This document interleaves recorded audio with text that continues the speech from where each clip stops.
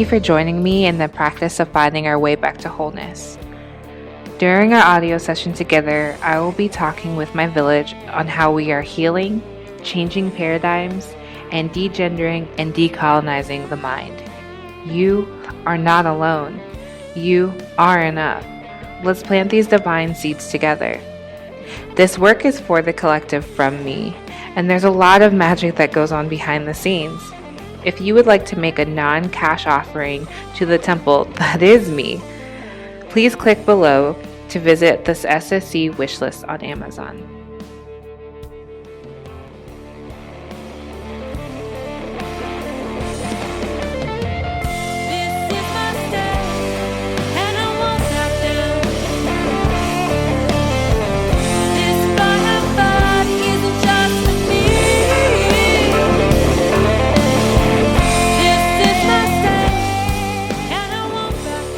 Thank you and big hugs to a dear friend of mine, Riley Ann of the Cat Calls, for providing the SSC intro music and some other musical goodies on the show. Learn more about her and the Cat Calls on the description below.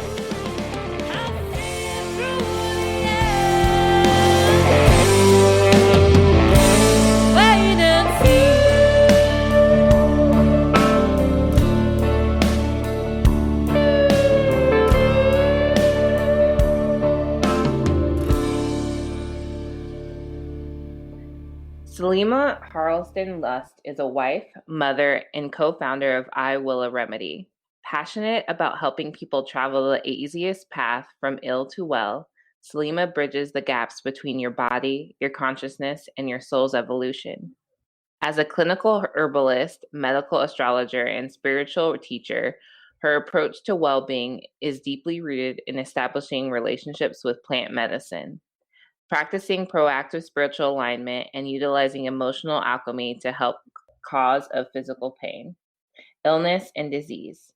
In her signature online mentorship, Herbal Medicine for the Soul, she teaches adults how to get healthy naturally while addressing the emotional root cause of pain using the Calypso healing method. Selima has given motivational talks at the Black Urban Growers, Sex Down South, and the NYC Spiritual Herbalism conferences. She's a proud mother, wife, and graduate of Spelman College, Teachers College, Columbia University, the Peace Corps, and Sacred Vibes Apothecary Herbal Apprenticeship. Contact her at the links below. All right. Well, thank you, Selima, so much for sharing space with us today. Thank you for having me. Yeah, absolutely. It's always nice seeing your posts come across my Facebook screen with just joy and happiness and herbs. It's truly magical. So yeah, in light of and in honor of what we're going to be talking about today, what are some of the current herbs you're working with, food, and how's it settling in your body during at this moment? And also, can you state your pronouns and name? Yeah, Selima is how you say my name, and my pronouns are she and her. During this time, I've really been resonating with kitchen medicine and the plants that we have right in our spice cabinets because they're so accessible. I feel like during times of panic, and this even happens to some extent, like every flu season.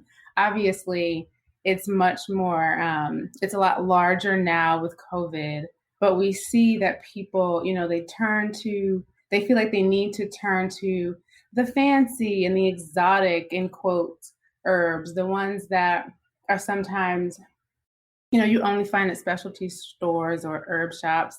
And it's like we have medicine right at home. And especially during this time when we shouldn't be going out as much as we usually do, how can we utilize our kitchen medicine? Our garlic, our ginger, our oregano, our thyme, our cinnamon, cardamom, bay leaves, clove, rosemary, cumin, fennel, the mints, sage. Like we have everyone in their home already, even if you're not a cook.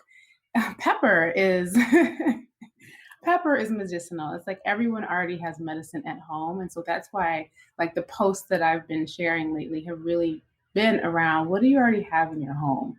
And those are the medicines that I've been taking a lot of and just taking advantage um, of what's within reach. Hmm. Yeah, I now that you're saying that, when I go shopping now, it's definitely in a different mindset. And I'm still trying to figure out the balance between, okay, what are the things that will last a long time, and what are the things that are going to nourish my body in a way that will boost my immunity and boost that, like, that lightness and that joy that I need, feeding the Mhm. soul and the body. Um, and there are so many herbs in the kitchen that could be utilized, and for some reason I'm not connecting with that as much as I usually am. So I'm glad that you brought that out, and I hope we can delve deeper into that kind of disconnect throughout this conversation. Mhm. Yeah. Yeah. Oh, and I didn't even answer my own question. I'm goddess, and I use they, them, their pronouns. So can you give us a little bit of a journey into how you came into work with herbalism? Yes, of course. It was really out of my own need to change my health and to be in control of it. I had a bunch of just chronic ailments that were inexplicable. I had neck pain, I had lower back pain, I had hip pain. Like I thought, at 25, I would kid and say, oh, I'm just going to get a hip replacement when I'm 50. And like, that's not funny. And yet that was what I thought my reality was going to be. Because I had digestive issues, I had wrist problems. We just couldn't figure out what it was all about. And I was going to the doctor and going to the doctor and going to the doctor. I was going to the chiropractor 3 times a week for years.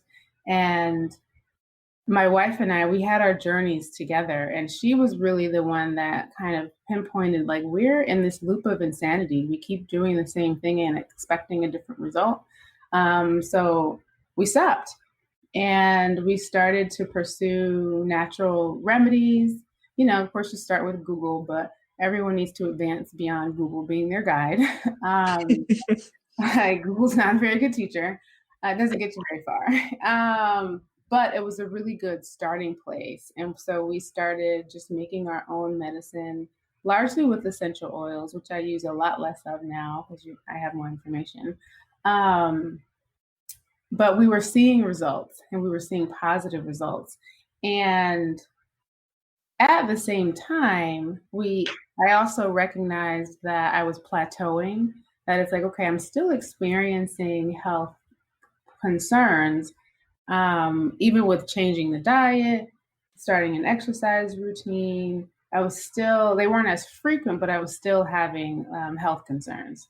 And that's when Tammy and I both started to study with Karen Rose out of Brooklyn, Master Herbalist. We enrolled in her program. And really from day one, we realized all of the mistakes that we had been making. And that journey with plants really helped me realize that everything was related to unresolved childhood trauma. And while I knew that there were, I knew the type of environment that I grew up in.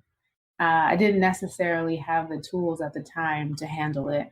And I feel like working with plant medicine opened that doorway to completely healing the body, but really just through this journey of like emotional excavation and really learning myself on deeper levels and layers, and being able to go through those doorways of darkness with courage and saying, you know what, I don't know what this looks like.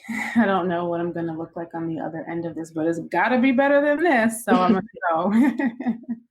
And I really do credit my work with plants for saving my life, both physically, but most importantly, emotionally and spiritually, because I was dying inside. And that was just that disintegration was just being manifested in my physical body.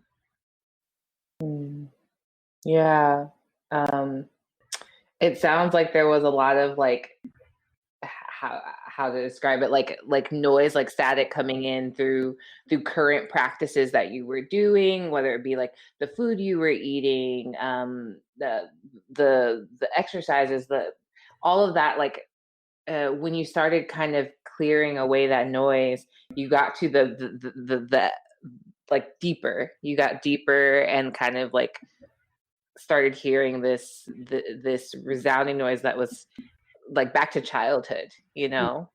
Um, almost. It's yeah.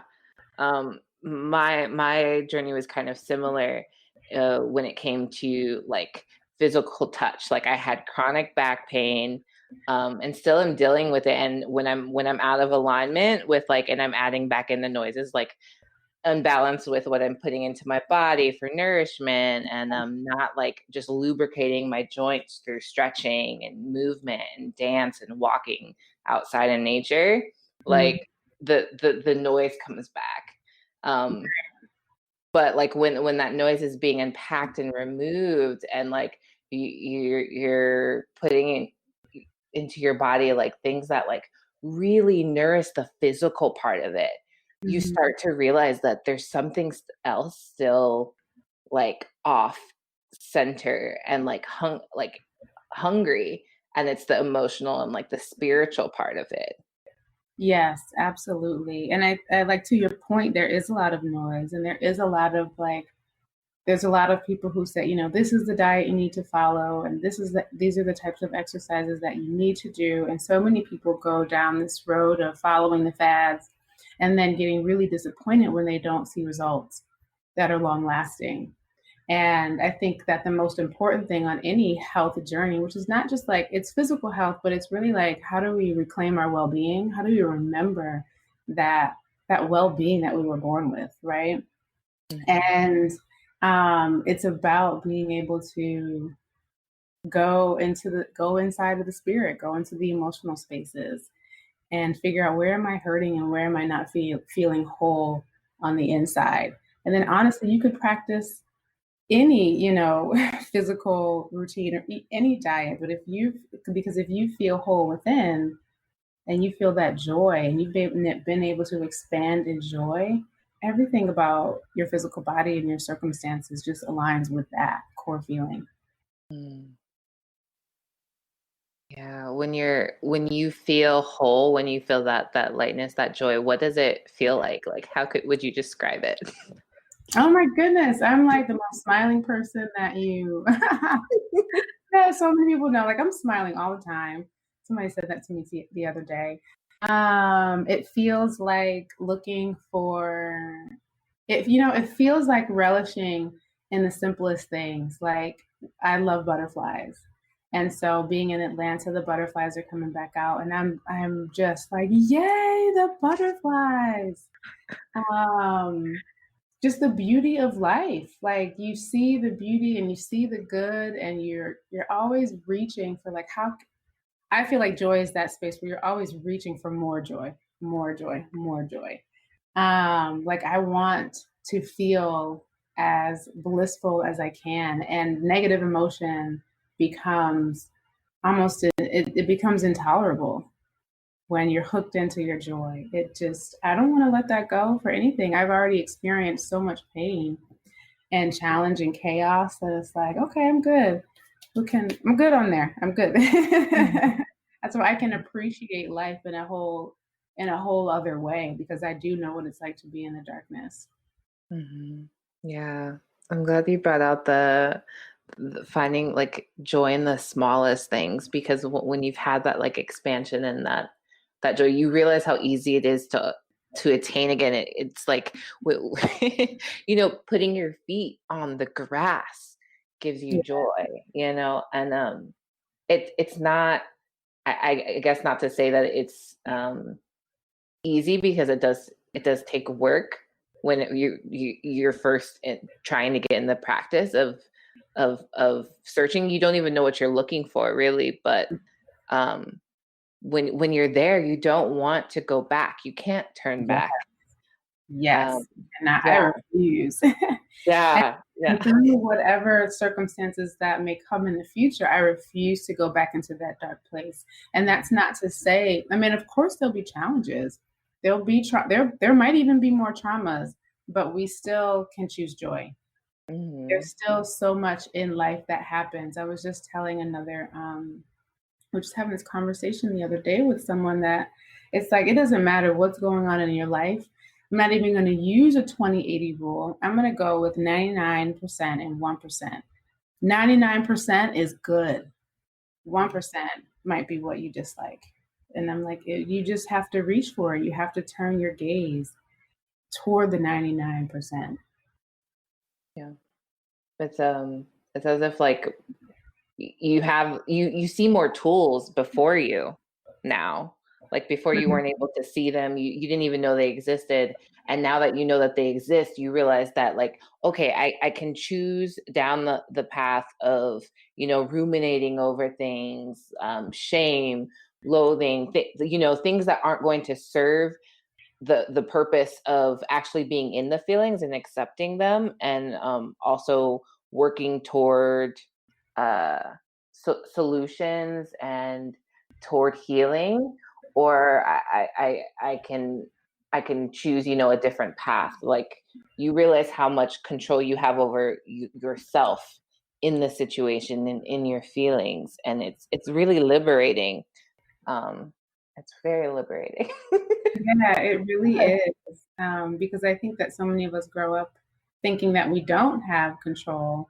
But I think that's a part of the journey where it's like everyone experiences difficult times so that we can see our inner resilience, so that we can find our way back to our alignment with our deeper selves. Mm, Um, and as you continue on the journey, yeah, it just starts with one tool. And that one tool is just probably like that internal asking of like, I don't want to feel like this anymore. So what can I do? Who can I talk to? What can I reach for? And maybe, maybe something pops up. I firmly believe that spirit is always communicating with us and finding us where we are. So if you're scrolling on Instagram, your tool might show up on Instagram, but then you have to have the courage and the awareness to be like, ooh, that was the answer to my question. It's like there's no right or wrong set of tools. I think it's about that inner listening. Like, can you hear when spirit is talking to you? Are you aware to know that there's always something that you can reach for that's going to help you progress on your journey and where you want to go. mm, It's not for lack of tools. It's like for lack of listening. mhm. Yeah, absolutely. Oh my gosh, we could go into so much about like how why there is a lack of listening, and how that like, Right. yeah, oh my goodness. Oh, Right. part two, part two. Right. Um, but what are some of the energy and physical systems and theologies that you apply to your work, that you have learned and come to you and you've listened to? Um, so I've tried so much, and everyone's kind of teachings come with a lot of rules. And in that regard, my desire was not my intent was not to break the rules, but my desire was to find the simplest path that connects me to me, and connects me to source. Um, and so for me, that's definitely, I've tried lots of different types of meditation, but meditation, journaling, I have several altars, but they're all very different. And even in having altars, I have realized that the altar is within, that it's like I don't need to go to a space, I need to just return to me. Um, I'm trying to think. Spiritual baths are my jam. And this like and music. Yeah, music. Yeah. I'm trying to think. It's nothing that is like a part of some ideology per se or doctrine per se, because I think that it's really important for people to find that direct line between then and them and then and them and source. And I can't tell anybody what that is, and certainly don't want to be another voice that adds to you're doing it wrong. And I think there's a lot of that. So I expose people in my program, to tools, and it's like you do have to try things on for size and see how they resonate. And if you lock in to your connection and you expand in that space, keep doing it. There's no reason to stop and there's no reason to switch. Keep doing it. Yeah, definitely well said. Definitely well said. Mm. Yeah. Um, I'm still like unpacking what you said and like taking it all in because it's like those are things that we can access, that we're already probably accessing and responding to in very whole bodied spiritual ways, and we might not be noticing it. Um, so yeah, that's powerful. Um, okay, so then on that line, how do you feel? I'm like, okay. Let me just stop here for a second. What you say? So how does your work with herbs um pair with Western medicine?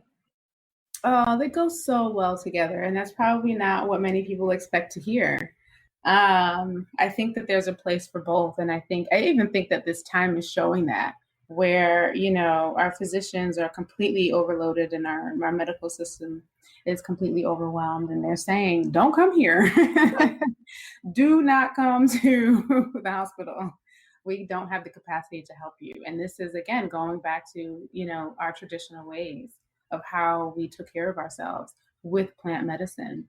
I do believe that Western medicine has a place. It saves lives, and we can't deny that. When it comes to, it is not the place for prevention. That is definitely the place where herbal medicine shines, but it is the place for like, you don't want your herbalist to do surgery. Like that's not what you want. You really do want to go to the hospital to have that procedure done if that's what is required. Mm-hmm. And I'm also like not I think that people really need to honor themselves and where they are, and what your choice is your choice. Again, I don't want to be a voice that adds to you're doing it wrong, because there's no wrong way to live a life, and there's no wrong way to be healthy or to find your health, like reclaim your health or your well-being. So I work with clients on, of course, herbal medicine and the spiritual and the emotional work, and clients work with their physicians. And clients really become, it's amazing because they become their own advocate. And I think that's one of my greatest intentions, is to have people be at the center of their own healthcare, where they're making the decisions that are best for them.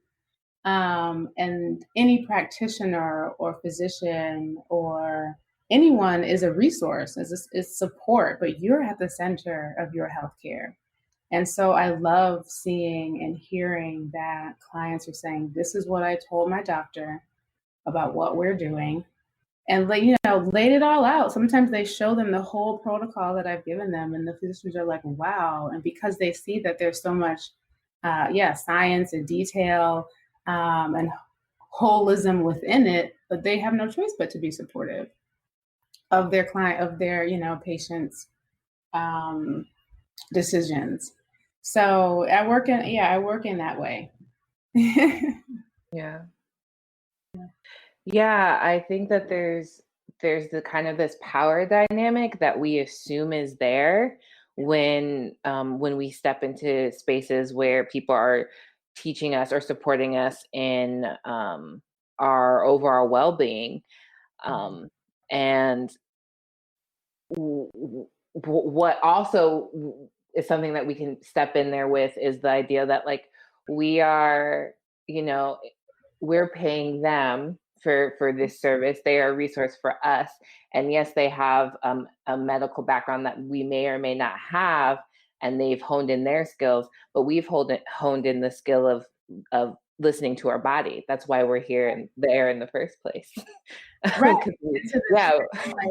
To that point, I think, you know, COVID is really highlighting the fact that so many people have given over their power to industry, to physicians, to doctors from this place of like, fix me, like it's your job to fix me. And I think that's a huge burden that we have as human beings have placed on a system, right? And it's like, I think that COVID is an opportunity for so many people to reclaim their power and to remember like, oh, right, I was the one who was supposed to be in charge of my health in the first place.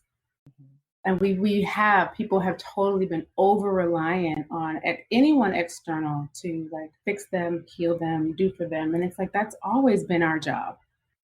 Always. Right. I had to put that in. Like, I'm so excited. I wrote it down like, oh, because that's one of the big things that's been coming up for me during this time, just observing.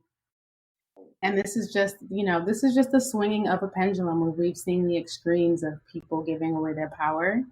And now the pendulum has to swing the other way out of necessity, where it's like, nope, you have to relearn how to take care of yourself.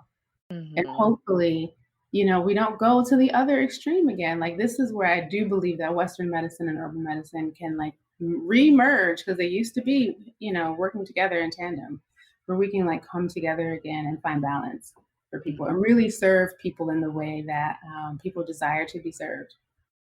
Exactly.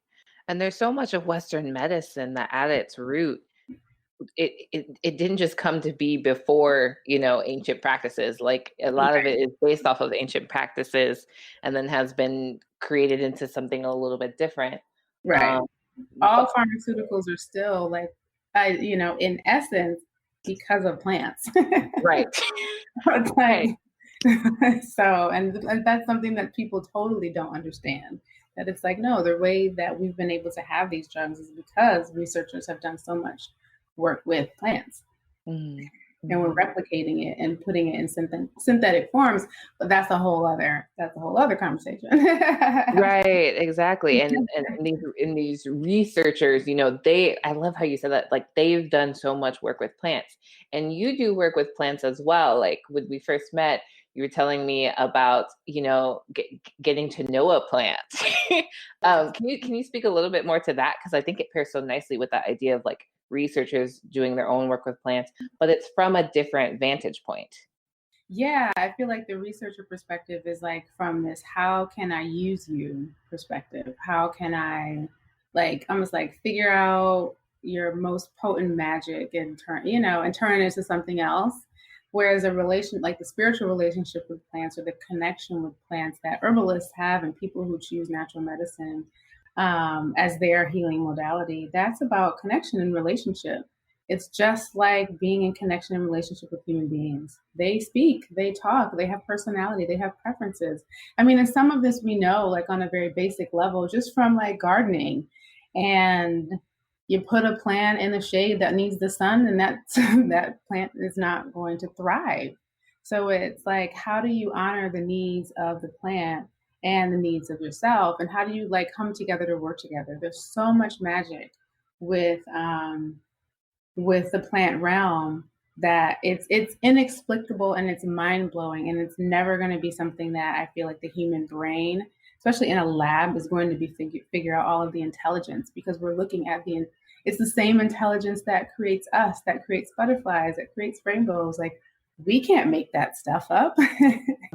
We exist in this realm of mystery and magic, and there's so much love and source energy that is like, that's the place that you're trying to connect to with plants, is like my source to your source, and let's work together.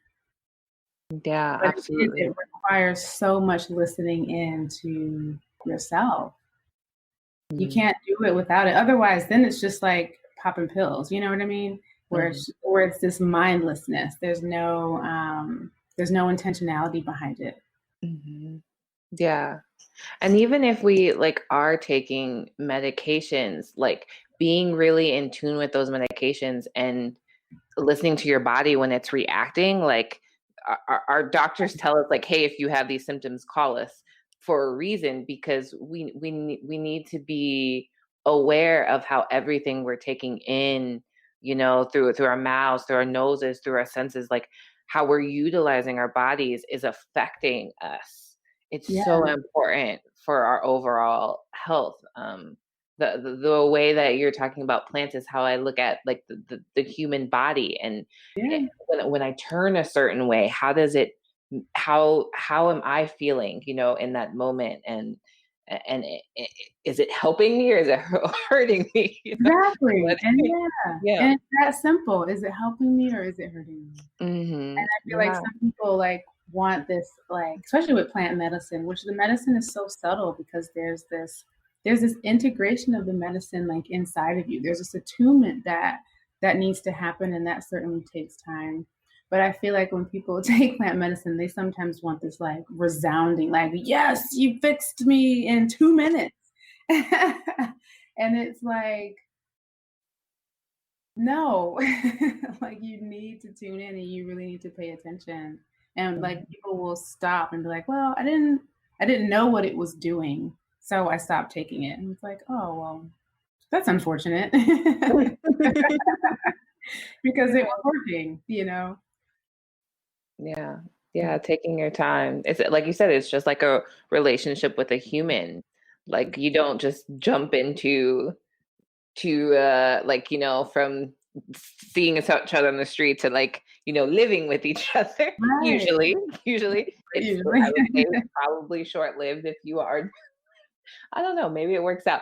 But Right, right. it takes time. It takes getting to know one another and like communicating, and yeah, absolutely. I Absolutely. think people should date plants in the same way that they date people. I got a 3 month rule. I had a 3 month rule when I was single, and it's like, I'll give you 3 months. We can be open. We can just have fun. We can see how we vibe, if we like each other. And then after that 3 months, we either make a commitment, do this long term, or we'll go our separate ways. And it's like no big deal.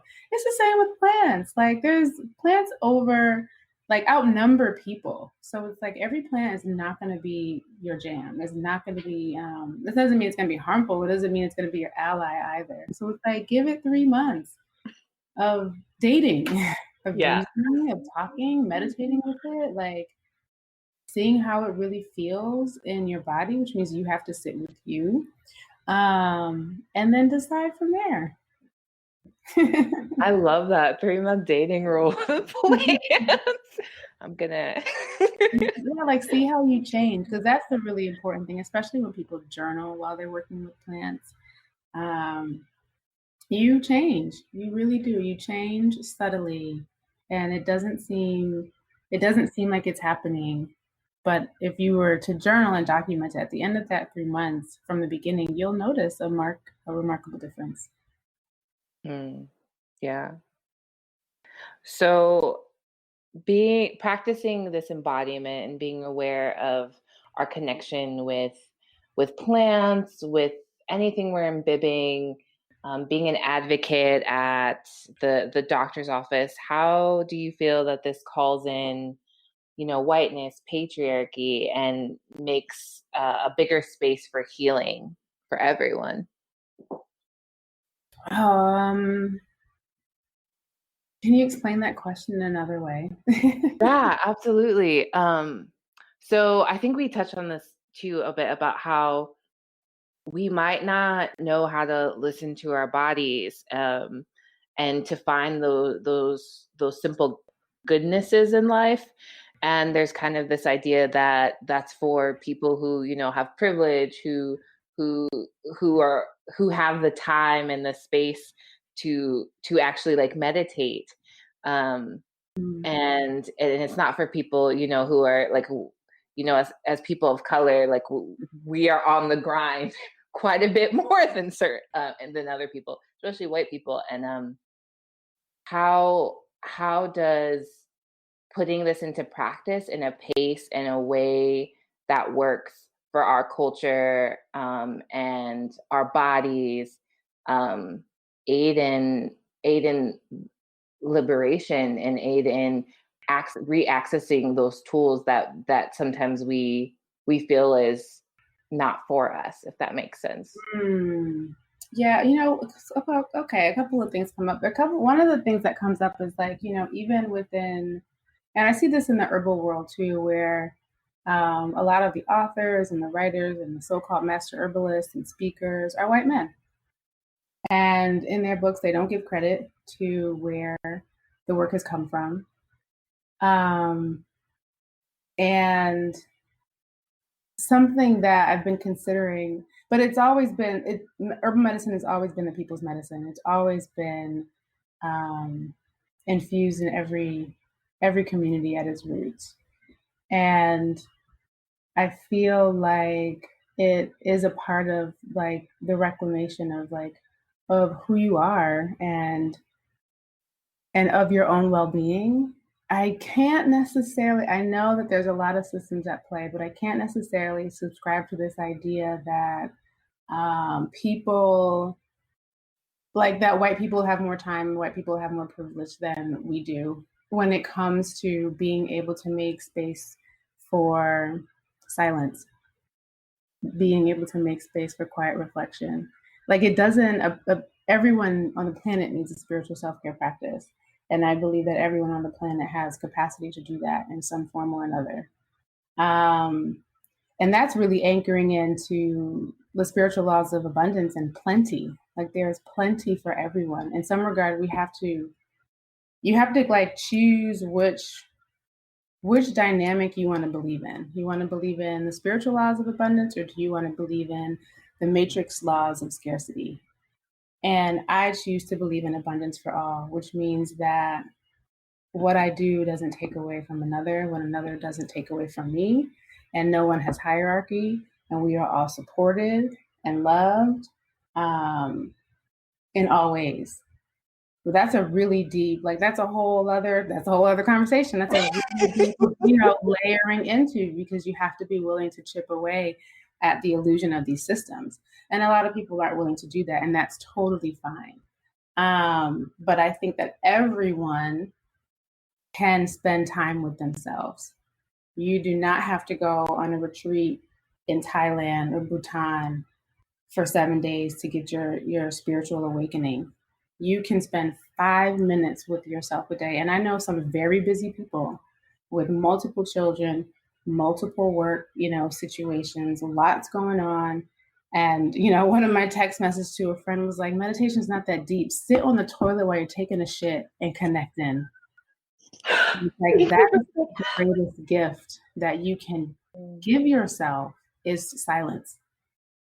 Silence. You cannot force the mind to be quiet, but you can choose a different thought. Yeah. Oh, beautifully put, and so honestly put too. I haven't heard it explained in those words, but those words needed to be out there. So I'm glad that you said them. Oh, thank you. Thank you for asking the question. Yeah, absolutely. Absolutely. Okay. So, oh goodness.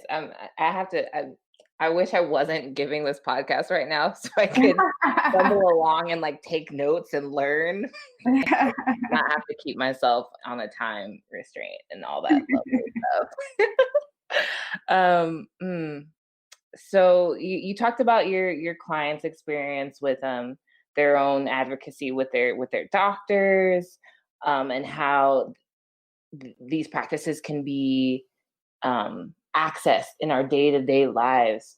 What would you say are some of like the things, if we're just new to even listening, what would be some of the things to look out for, kind of like red flags as to these might be some of the causes of, or these might be some of the ailments that I need to start looking at, or if that makes any sense. Mm-hmm. Well, yeah, that might be exacerbating them.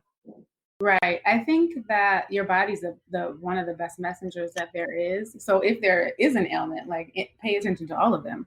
But but I think I actually think it's more important to pay attention to your mind and to pay attention to the things, the thoughts that you're thinking while you are thinking them, that mindfulness is so critical because it informs you. It's a direct line from what you think into your emotions manifesting into the body. It's a direct line. And so if people can pay attention to their thoughts, then they'll start to feel, like thinking about that didn't make me feel good. Interesting. Let me just, take a mental note. And then feeling that feeling, my knee started hurting. Hmm. Also very interesting. And I think that people really need to start paying attention to the patterns that show up between the thought, the feeling, and what happens in the body. Because that's all it is a pattern, and the ways in which, like, so many of our systems and modalities, from medical astrology to traditional Chinese medicine, Ayurveda, um, the chakra system, all of them just speak to the pattern of, like, okay, if you, from a basic level, if you have joint issues, well, think about what are your thoughts around your own movement and your mobility, your flexibility, in terms of like how you move through life, not just in your body, but how are you moving? How flexible and nimble are you through life? How do you resist change? Is there a big decision? I think about, well, I won't do that. I think about like if there's a big decision that someone really desires to make, but they're resisting it because of fear. That's going to show up in our movement, in our body. So there's so many ways to, like, the patterns are consistent, and I think that's why even science is starting to recognize the connection between the gut and the mind, like, because it's just a pattern and we're a part of the larger pattern of the universe and the cosmos. But I think it's really important for people to be able to identify that line of from thought to feeling to body for themselves, and for people to realize that they are not their thoughts, they're the thinker. I like to use the analogy of like a basketball court, and it's empty, but there's a basketball. You're in the stands, but there's a basketball bouncing on the court. That's your thought. You are in the stand. You know what I mean? And it's like you can make that ball bounce anywhere. You, like, just like you can choose a different thought. People have to realize that there's distance and there's space between the thoughts they think and who they actually are. And that's a profound awareness that then helps you understand your feeling, why you're feeling what you're feeling emotionally, and why you're feeling what you're feeling physically. And then from there you have to make a choice as to if you want to make a change. Yeah, you know absolutely. it always leads you to a crossroads of like, oh, I understand the pattern, I know how I got here, great, now what do I do with it? Mm-hmm. Oh, beautiful. Have you thought about writing a book? Yes, and thank you for the confirmation. Oh my goodness, it has been on my mind. It's always on my mind a little bit, but a lot more now. A lot more now. And also, there's some planetary energy that's supporting me in doing that. So thank you for saying that and asking Yeah. that, because this is the second conversation, just like back to back, day to day, just outside of my own thoughts, like I need to do this, I want to do this. I have started it, but just like getting back into the practice. Yeah, I need to do that. Yeah. I am doing that. Yeah, these words are so needed, and I'm a firm advocate that like we need more people of color, more queer folk doing this work and having a platform in this work, because our language and our life experiences bring something to the table. They add certain flavors that need to be a part of the soup that is healing. Yes. Yeah, absolutely. Yeah. There's been so many times I want to like snap when you're talking, like, yes, yes. Say more.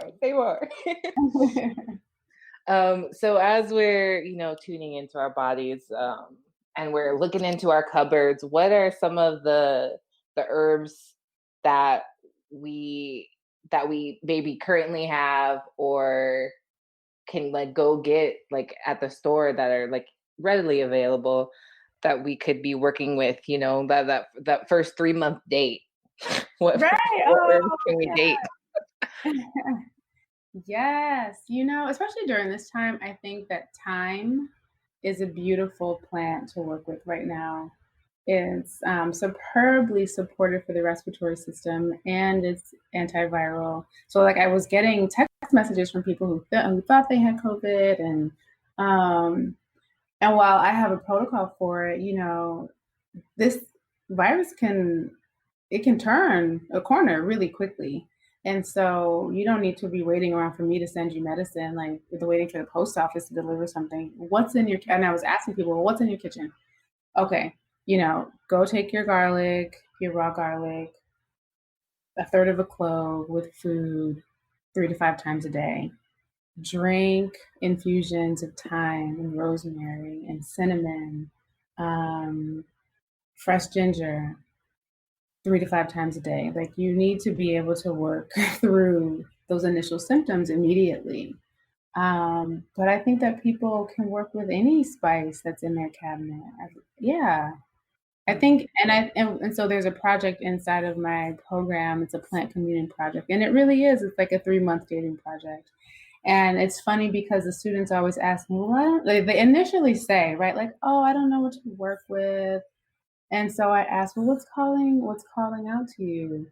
And inevitably, there's a plant that is calling them and resonating with them in some way. But we can get so mental where we feel like, oh, well, I've got to get on Google and learn about learn about this plant, or I need to look at the materia medica and make sure it's appropriate for me. And I'm like, if the plant is calling you, then that's the plant you should work with. You don't need a Google search to tell you what your intuition has already informed you of. Spirit already told you. So it's like, go into your spice cabinet, go into the supermarket, and go with the intent of finding a plant ally for the next 3 months. Um, and see what pops into your head and then trust it, right? Trust the message that comes through and just work with it in different ways. You don't have to consume it all. You can make dream pillows. You can carry it in your pocket. You can I know people who make jewelry out of plants. Um, yes, there's culinary ways and making, like, traditional herbal medicine preparations. You can do all of that too.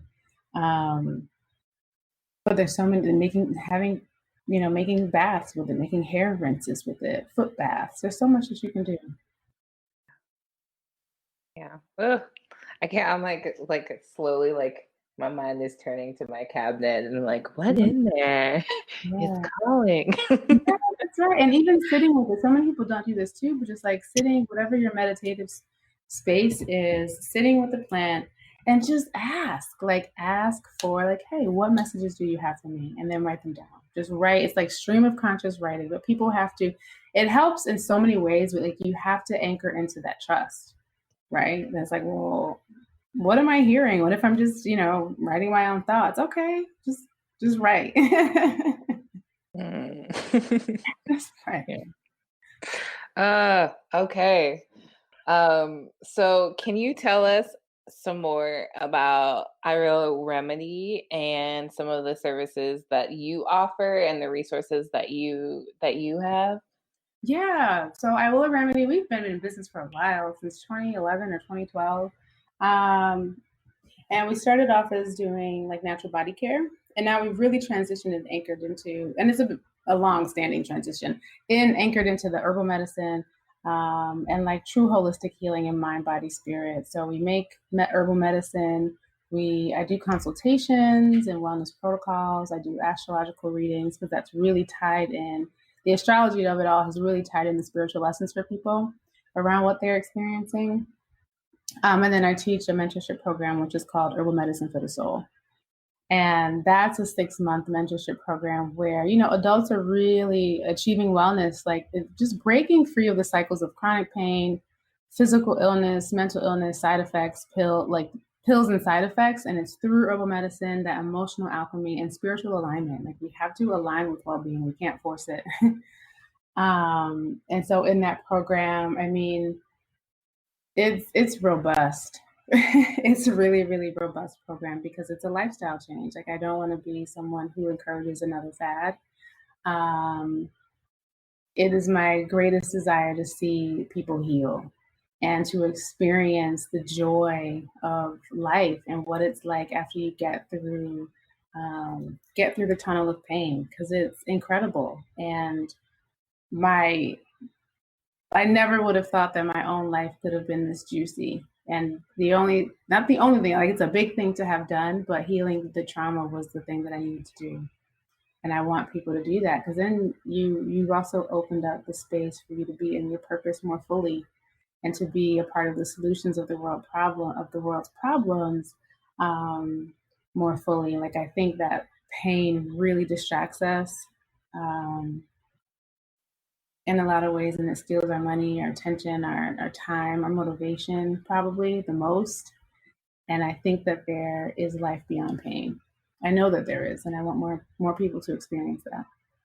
Mm, And the that, body heals. I believe firmly the body heals everything. The body can heal. So many people have that hope, have had that hope stripped from them, and I'm like, the body can heal. You have to define what healing means to you, but the body always heals. yeah, absolutely. Absolutely. When you said, there's there's hope, uh, being pain, it reminds me of like, like back in church when I was young, like that the idea of heaven. I was like, oh my gosh, like Mm-hmm. you can have that here and now and that experience and that lightness, that joy, that looking at butterflies. It's all accessible now. Something that came up when you were describing all the offerings that you have is the idea of the pairing astrology and herbalism. Like when those two things come together, how would you describe that marriage? Because I feel like that is very powerful. Oh my goodness, it's incredible, and it's been a marriage too. It's just like it's just come. It feels like it's having a resurgence. But the two modalities and so medicine, astrology, and herbal medicine were always one. Like your physician was an astrologer and was an herbalist. Um, gosh, they I don't even know how to describe it. They're such a perfect fit because you have each sign represents body parts, and the planets affect the physiology and the pathology, and like what's happening in those body parts. And then the house system that shows you, well, what area of life is this showing up in? So it's like it's just this complete picture where you can see how what is in the spirit and in the personality and the leaning of the thoughts, how that's showing up in the physical body. But you can also see the solution because you know that all of the energy of the signs and the planets, it's just a spectrum of energy. And if you're on one extreme, then you know that you're to be moving toward the other side, toward the place of balance of that energy. So it's like it gives, I always say, like it gives the keys to your own prison cells. Yeah. Ah, Just laid out right there. Like, it's a map. It's like, oh, there's my map. I came with a map. I'm so glad I came with a map. So we're like not out here lost and confused. And that I think that's why, it's such a powerful tool. And for some, and like you have to get beyond, the horoscopes and the superficial fad astrology, but really getting into the science and the art and the study of it, you see how powerful it is and you see how powerful you are, and you're unstoppable when you know your chart and you know what's going mm, on in the cosmic environment. You're unstoppable. You're in your power. absolutely.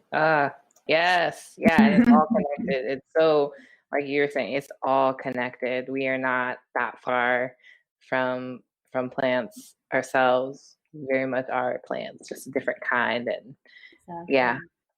Oh, so beautifully said. Well, thank you so much for whew, speaking some realness with us. I took Aw. notes. I hope everyone else did. Um, and if you'd like to learn more about Selima and Tammy, founders of I Will a Remedy, please check them out on iwillaremedy.com. Links will be below. Is there anything else you'd like to leave us with? Any other blessings? Oh, well, I do want to say thank you so much for having me. And I like to leave people with joy and like choosing joy and recognizing that it is a choice. To choose joy, to see whatever circumstance that you're in, there is always 99% good. And to just turn your head in that direction. There's always something good. There really are. There really, really is.